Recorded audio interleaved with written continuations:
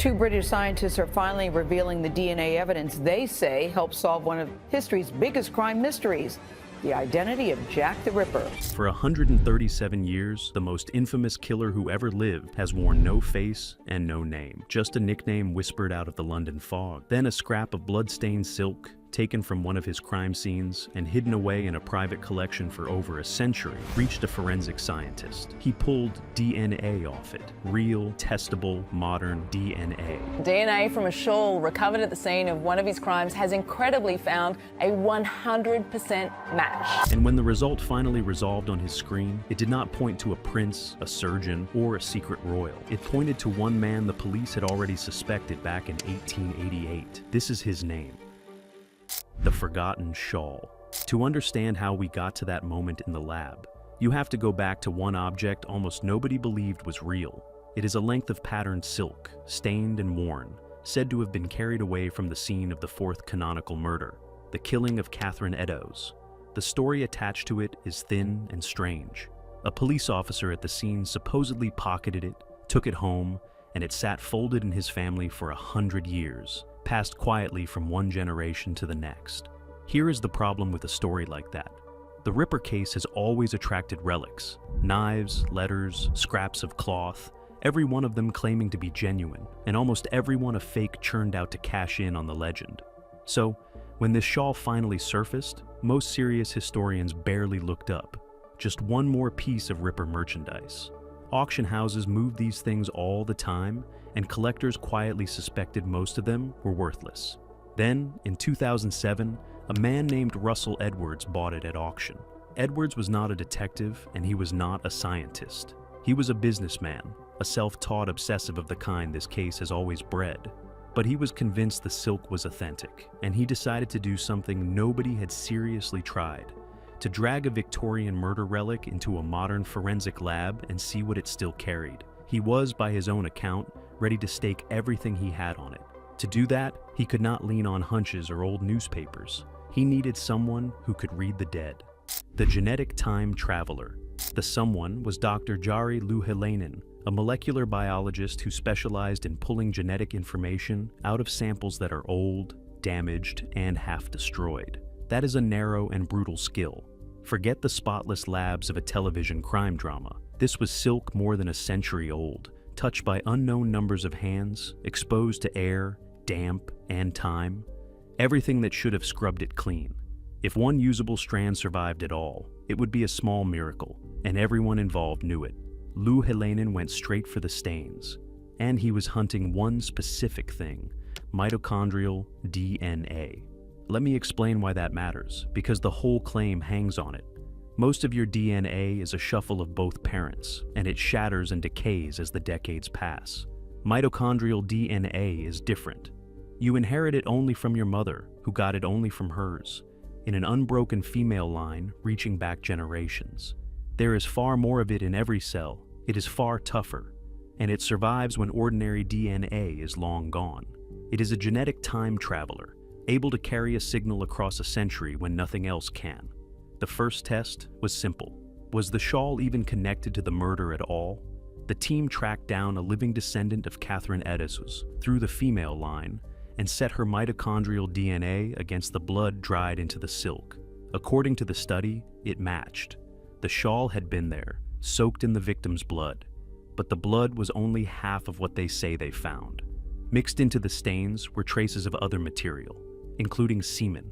If that was accurate, this was no longer just the victim's shawl. It was carrying the genetic signature of the man who killed her. So Louhelainen ran it again.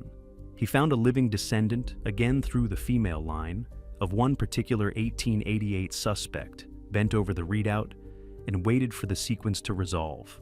The lab went quiet around him, and there was nothing left to do but let the machine speak for a man dead over a century. According to Edwards and Louhelainen, it matched, and the name it pointed to was not the one the legend wanted. It was Aaron Kosminsky.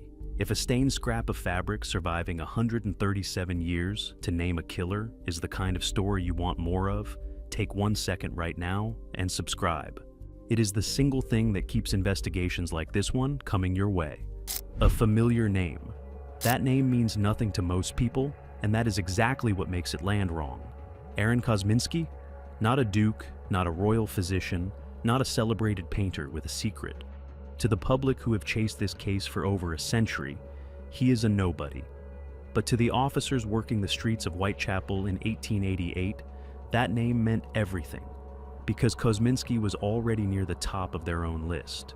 He was a Polish immigrant, a Jewish barber who had fled to London and settled in the East End, working in Whitechapel itself, in the exact heart of the killing ground. By multiple accounts, he was severely mentally ill, tormented, prone to sudden rage, and the records describe a man carrying a deep and dangerous hatred of women. This is the part the retellings skip. The senior police of the day did not treat him as a footnote. In 1894, Sir Melville Macnaghten, a senior figure at Scotland Yard, wrote a private memo naming 3 men he considered far likelier than the press's favorite hoaxes, and Kosminsky was one of them, set down as a man with a strong hatred of women and homicidal tendencies. And then there is the single most chilling piece of paper in the entire case. Chief Inspector Donald Swanson coordinated the whole Ripper investigation from the inside, day after day. Late in life, in the margins of a book written by his old boss, Swanson scribbled a private note about who he believed the killer was. He named Kosminsky. He wrote that the suspect had been identified by a witness sent to an asylum and died there. Sit with that. The man who ran the investigation, writing privately, with nothing to sell and no one to impress, put down the same name the DNA would land on more than a century later. Now, I have to be honest with you because the popular version overstates one thing badly. The canonical murders stopped in late 1888. Kosminsky was not committed to an asylum until 1891, more than 2 years later.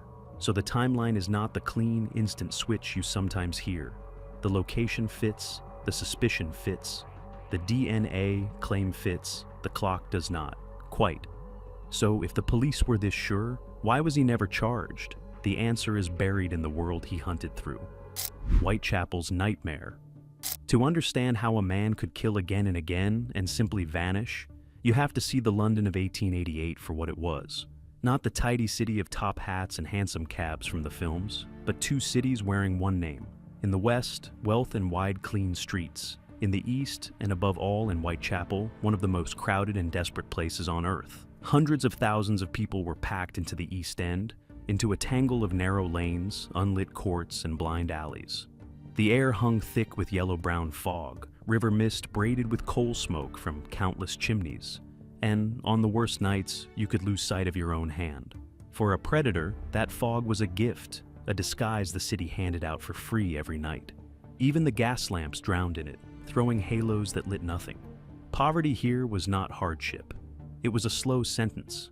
At the bottom of it sat the lodging houses, squalid rooms where a few pennies bought a bed, or just a stretch of bare floor for one night.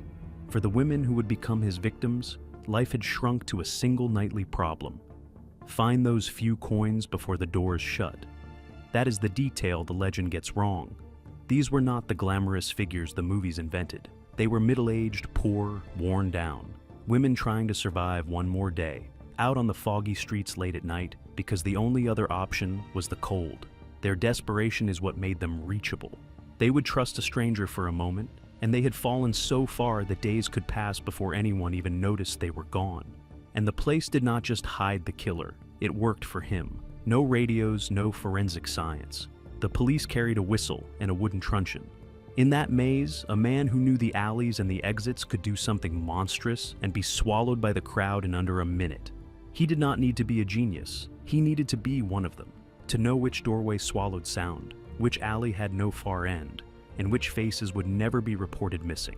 And soon he would show the city exactly what that meant. The Canonical 5, the nickname, is famous. The names of the women are almost always forgotten. Historians call them the Canonical 5. The 5 murders nearly everyone agrees came from a single hand. And laid side by side, they build a pattern that still turns the stomach. 5 women, a handful of weeks, and a city that slid from grim curiosity into open panic. It began on the 31st of August, 1888. Mary Ann Nichols, 43, was found in a dark gateway on Bucks Row. She had been seen minutes earlier, trying to scrape together the money for her bed. Her throat was cut so deeply it was nearly severed. Fast, brutal, silent. 8 days later, on the 8th of September, it happened again, and worse. Annie Chapman, 47, was found in the backyard of a house on Hanbury Street. This time, the killer had not simply murdered her. He had mutilated the body with cold, deliberate precision and taken parts of her away with him. The papers erupted, and the idea of a mad doctor, someone with surgical skill, was born in that moment. Then came the night the case calls the double event. On the 30th of September, he struck twice. In the early hours, Elizabeth Stride, 44, was found in Dutfield's yard, throat cut but body untouched. And it is widely believed he was interrupted, forced to run before he could finish. Being interrupted seems only to have sharpened his rage. Less than an hour later, barely a mile away, a constable on his beat found Catherine Eddowes, 46, in Mitre Square. What had been cut short at the first scene was carried out in full at the second. And it was here, at the Eddowes scene, that the stained shawl was said to have been recovered. The very cloth that would one day be pressed for his DNA. The last of the 5 broke the pattern completely. On the 9th of November, he found Mary Jane Kelly, only 25, and unlike the others, she had her own small rented room in Miller's Court. For the first time, he was not out in an open alley against the clock. He was indoors, behind a shut door, with hours and privacy. What was found in that room the next morning was so extreme that hardened officers were physically sickened.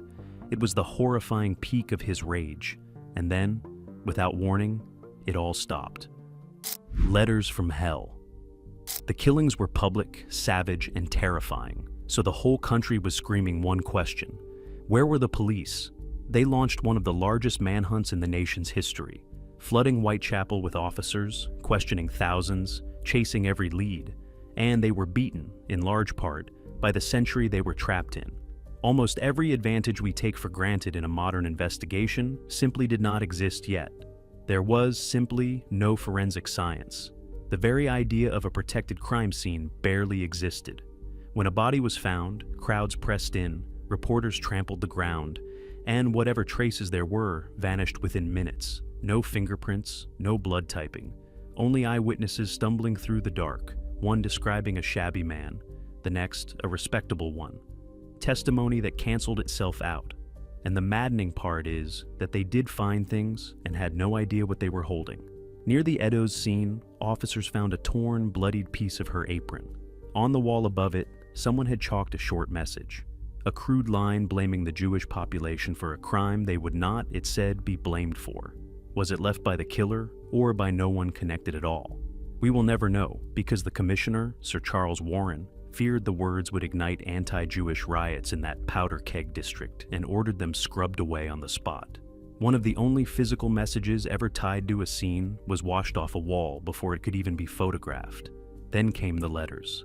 A message reached a news agency, taunting the police, promising more, signed with the name that would echo down the next century, Jack the Ripper. It was reprinted everywhere and turned a local horror into a national terror overnight. And yet, almost every expert now believes that letter was a hoax, most likely written by a journalist to move papers.